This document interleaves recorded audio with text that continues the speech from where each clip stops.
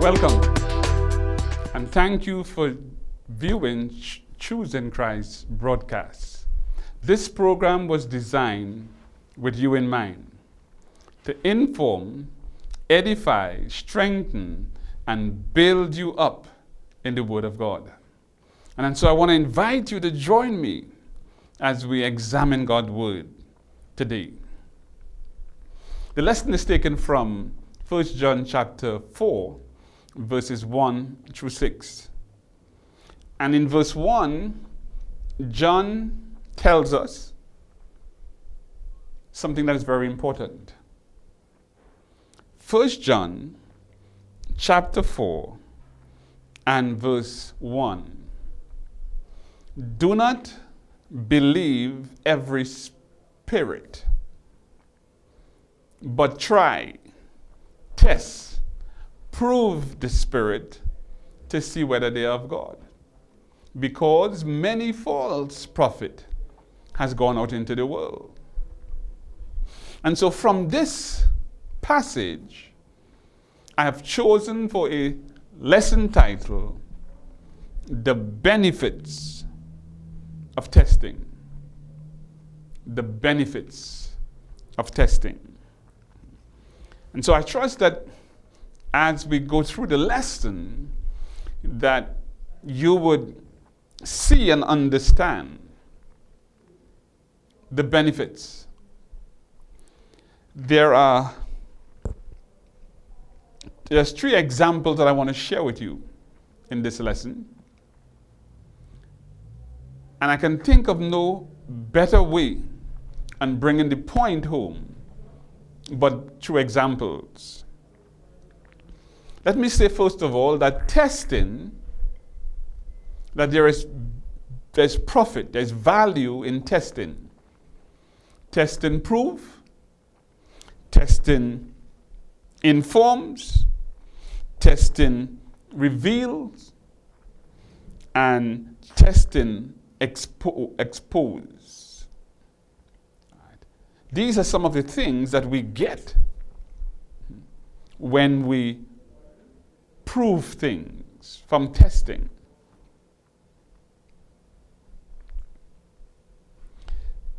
The 3 examples are in agriculture and construction, number 1, in relationship, number 2, and in religion. Those are the 3 examples that I want to develop the lesson around. The benefits of testing. And so we want to begin with agriculture. Soil testing provides vital information for both the farmer and the builder in going forward. And so those who are in the field of farming would know of the importance of pH levels, would know the importance of toxic metal and micronutrients and micronutrients level. Without having to go deep into that, the farmer receives some vital information that will inform him on his way forward in getting the best result. In the book of Matthew chapter 13, I would encourage you to read the whole chapter. But here we find Jesus giving an example to the form of parables, telling a story in the form of a parable. And the parable is about a sower, the soil, and the seed. In this parable, we find 4 soils. And the soil is representative of the heart of man.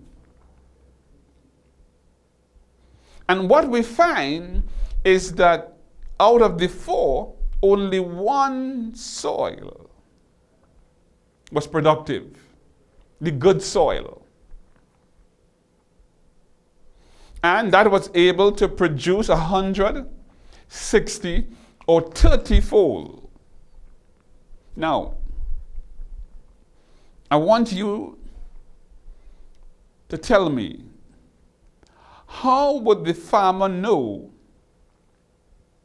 the condition of the soil if he didn't test it? How would he know what kind of crops to expect without testing? But based on his testing, he can predict. There can be expectation. He is informed and he knows exactly what to do to gain the best results. And that is all because of testing. The good soil makes all the difference to the farmer. I heard about a housing unit, a housing project, and a school that was in question after spending millions. And one of them had to be demolished because it was deemed unsafe. Now, if you are going to spend millions in agriculture, if you are going to spend millions in construction, the one thing that you need to do is to do a soil testing to find out if the earth is adequate, if the earth is able to accommodate that which you intend to do. And so, when it comes to agriculture and construction, testing is important and vital. Now we move to relationships. Relationships. And I'm thinking about a song that asks the question, how would I know if you really love me? How would I know if you really care? Without some kind of examination, without some kind of proving. And so, we go to the book of John, John chapter 7 and verse 24. Jesus is speaking, and he said, "Judge not according to appearances only." Now, before a determination can be made, a judgment, there must be some findings. There must be some information on which the judgment is going to be made. And in order to get that information, some kind of investigation had to take place. And so I want you to see how important testing, proving, trying is. There are benefits when we do these things. So let's look at some examples, some more examples. In 1 Kings chapter 3, verses 16 to 28, we have the example of a mother's love tested. A mother's love tested. And in this account, King Solomon, made a wise judgment or decision. Two mothers gave birth to sons. They were staying in the same place. There was no one else present. And one mother rolled over her son at night and killed him. When she got up, she recognized that her son was dead, and she switched babies. She took the other mother, who was a sleep child, and she gave the dead child to the sleeping mother. When the other mother awoke in the morning, and she found that the child was dead, she was stunned. But upon closer investigation, as she examined the child closer, she realized that this was not her son. And the other mother had her son. So there was a dispute, there was contention, and it was brought before the king. The king had to determine whose child, who the mother of the child was. And so he asked for a sword. And he said, you claiming the child being yours, and you claiming the child being yours. He said, I'm going to divide the child in two, and you are going to get half, and you are going to get half of the child. And that should settle it. But the king knew within his heart that the mother of the child will not allow the child to be put to death. And so the mother said, give her the child. Don't harm the child. But the other lady said, cut the child in two.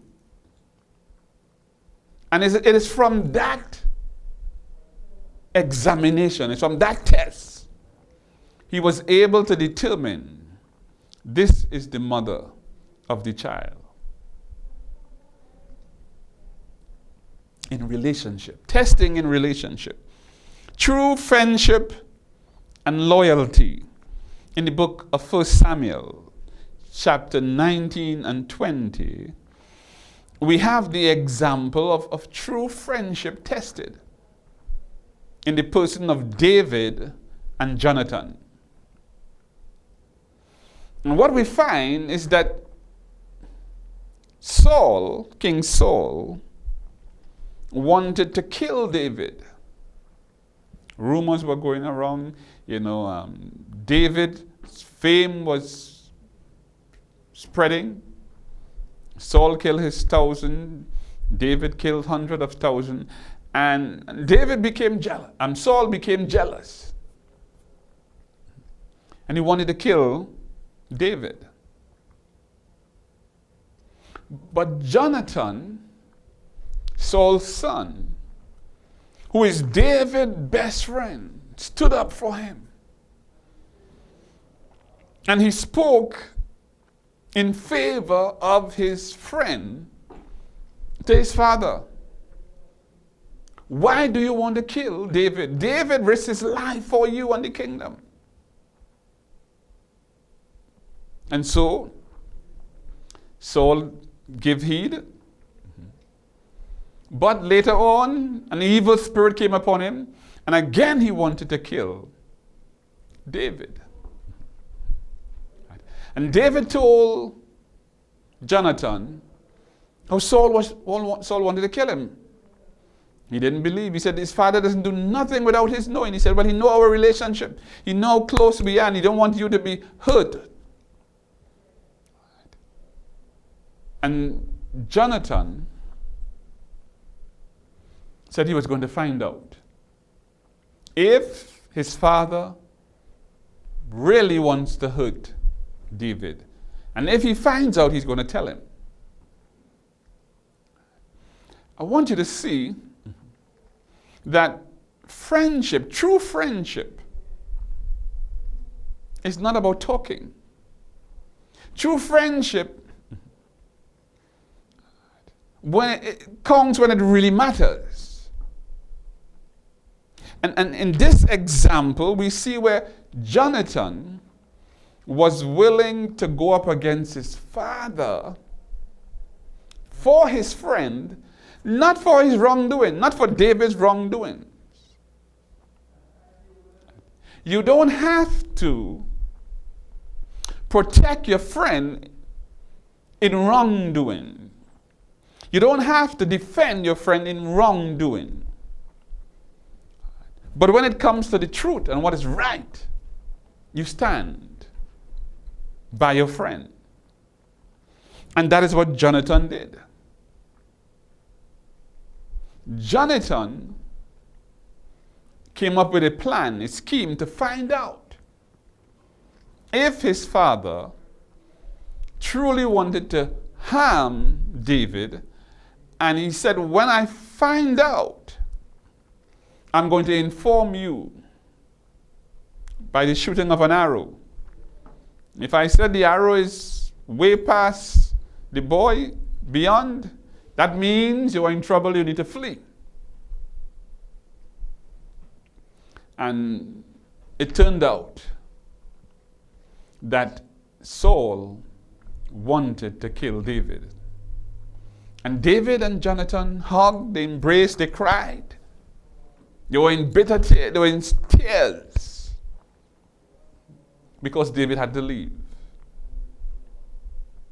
And it turned out to be so serious that when Jonathan was trying to defend David, Saul threw a javelin at his own son.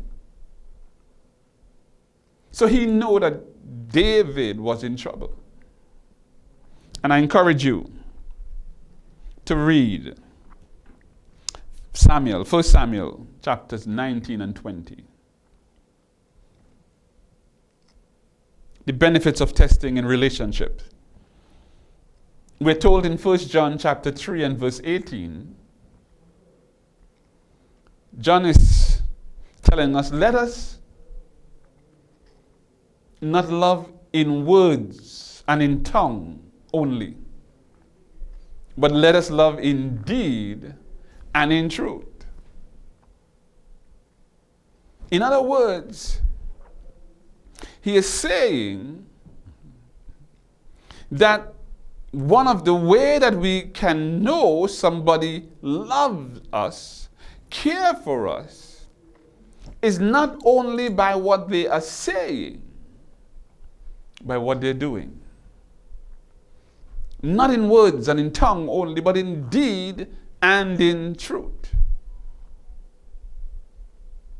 If a person claims to love you, to love me, and they are doing nothing to demonstrate, to show, to prove to me that love, then I could draw a conclusion that what you are saying is not being materialized or not being added up to what you're doing. Of course, we cannot talk about relationship without going to the love chapter. The love chapter, 1 Corinthians 13, tells us what true love is all about.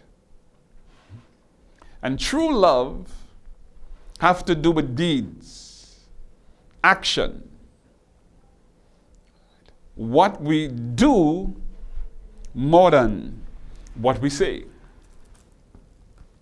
And if I could just point out some things that Paul said in 1 Corinthians chapter 13 and verse 4, love suffers long and is kind. Love does not envy. Love does not parade itself. It's not puffed up, does not behave rudely, does not seek its own, is not provoked, thinks no evil, does not rejoice in iniquity, but rejoice in the truth. Love bears all things, believes all things, hopes all things, endure all things. Love never fails. the writer said. So in relationship, we need to know. You see, this is one of the areas that is so important. Because so many persons have been hurt by friends, by relatives, by spouse, by loved ones, thinking that they care when they did not. And so, one should take the necessary action to find out if the person cares. The final example is in religion, testing in religion. And the other two, agriculture and construction, relationships, we know these things. And we go about, practicing these things. But what is strange is that somehow we don't want to apply it in religion. When the writer in 1 John is telling us to do just that, don't accept, don't believe everything the preacher says. That's including me. Try, test, prove me.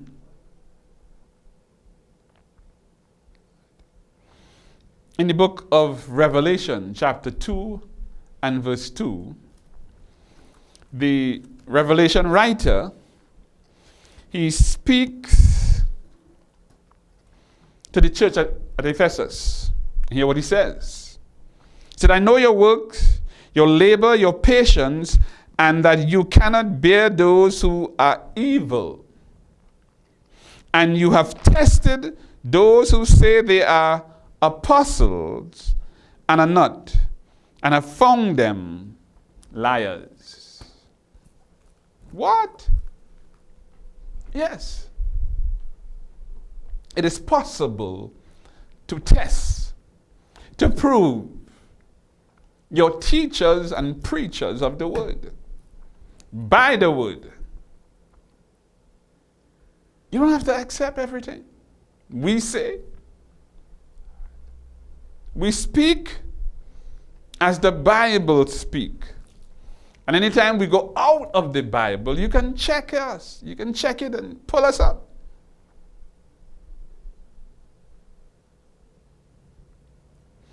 In the book of Acts, chapter 17 and verse 11, we read about the Bereans.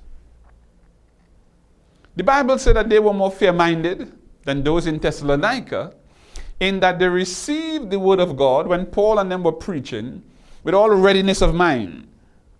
And they searched the scripture to see if those things were so. One translation have they examined the scriptures. In other words, they were testing the apostles. They were checking him out. What he said, was it in the word of God? And not only in there, what was it in context? What is according to what the writer was saying? They search. And so you must search. It's so important at times that we jot down the scriptures. Take the point, take the heading, the title, and see if the lesson is matching up with the scriptures, or the scriptures is matching up with the lesson. That they are being correctly applied.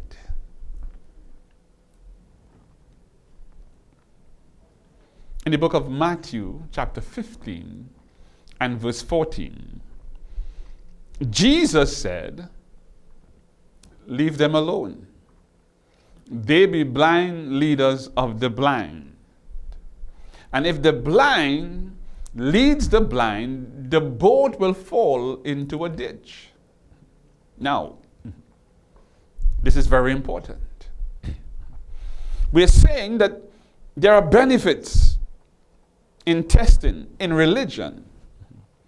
And if you don't test, and you are being led by a blind leader, not only would the blind leader end up being lost, but you also would be lost.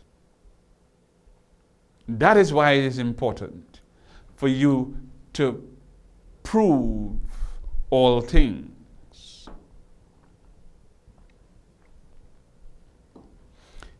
In the book of Matthew, Matthew chapter 11 and verse 28.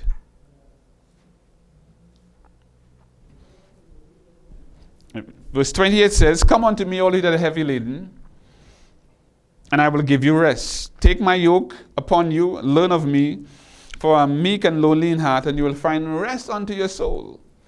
The message that Jesus brought to us is rest from our soul. And we need to prove all things in order to benefit from that. In closing, I just want to say to you from a tombstone that a gentleman wrote. The tombstone said, "Stop, my friend, as you go by. As you are, so once was I. As I am, you soon will be. So come on, friends, and follow me." After thinking about what was said, he wrote beneath, "To follow you, I am not content until I know which way you went." Some investigation, some proving, some testing must take place before I blindly follow you wherever you are. So, brethren and friends, prove all things. Hold fast to that which is good. Until the next time, I bid you Godspeed.